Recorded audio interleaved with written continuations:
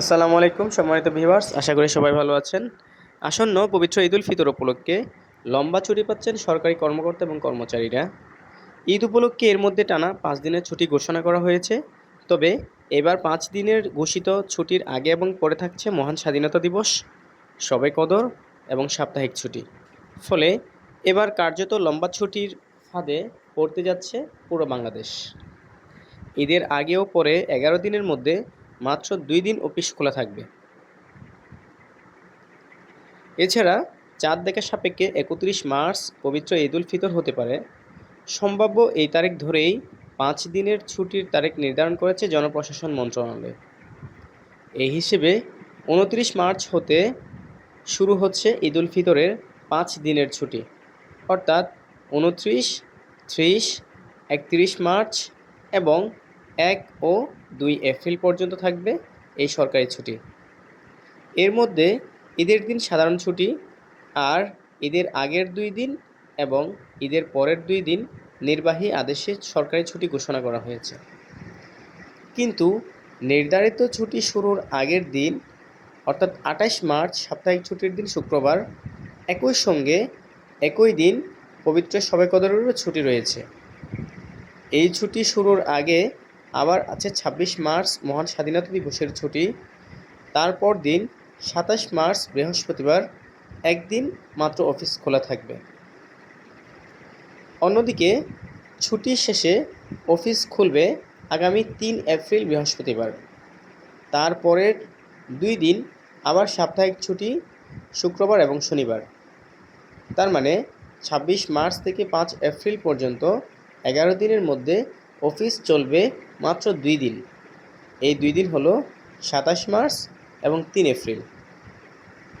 একদিন ঈদের আগে ও আরেক দিন ঈদের পরে।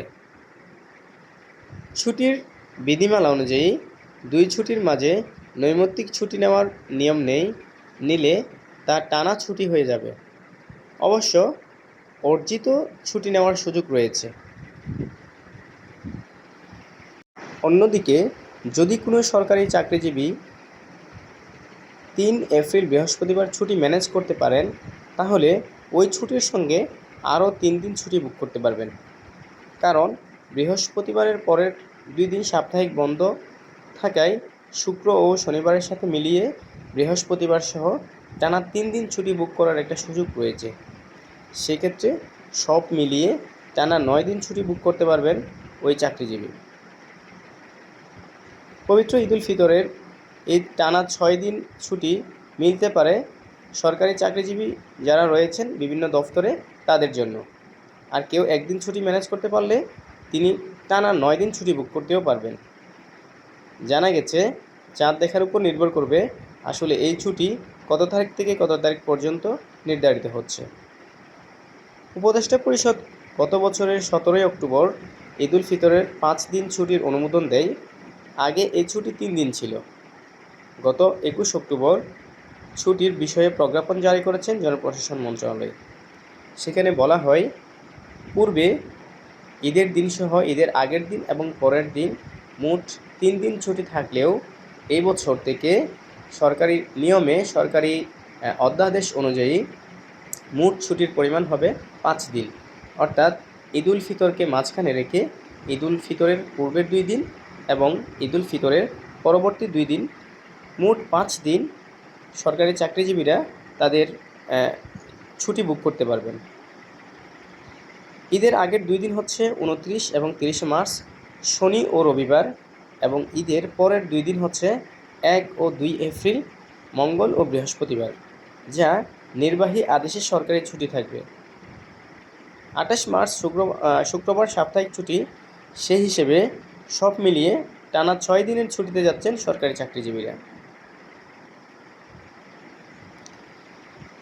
কার্যত এই 11 দিনের মধ্যে সম্ভবত শুধুমাত্র 2 দিন অফিস করবেন সরকারি কর্মকর্তা কর্মচারীরা, যার কারণে সরকারি অফিস আদালত, ব্যাংক এবং বিভিন্ন প্রতিষ্ঠান, সেখানে বিশাল একটা চাপ এবং বিশাল একটা কর্মী গ্যাপের সম্ভাবনা রয়েছে মাঝখানের এই 2 দিনে।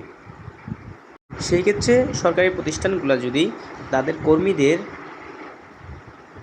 ছুটির বিষয়টা যদি সমন্বয় করে ঈদের আগের এবং পরের দিনগুলো ধার্য করতে পারে, তাহলে সম্ভবত এই প্রাতিষ্ঠানিক যে চাপ আসার সম্ভাবনা রয়েছে, সেই চাপটা অনেকাংশে কমানো যাওয়া বলে সম্ভব মনে হচ্ছে। এবারের ঈদের ছুটিতে অন্যরকম এক আমেজ কাজ করবে সরকারি কর্মকর্তা কর্মচারী সহ বিভিন্ন প্রাইভেট সেক্টরে কর্মরত চাকরিজীবীদের। কারণ টানা এতদিনের বন্ধ সম্ভবত পূর্বে কোনো সরকারি কর্মকর্তা কর্মচারী বা অন্যান্য সেক্টরে যারা চাকরি করছেন তারা ইতিপূর্বে পাননি। তো এই হিসেবে এটাই হচ্ছে সবচেয়ে সুন্দর একটা ঈদ।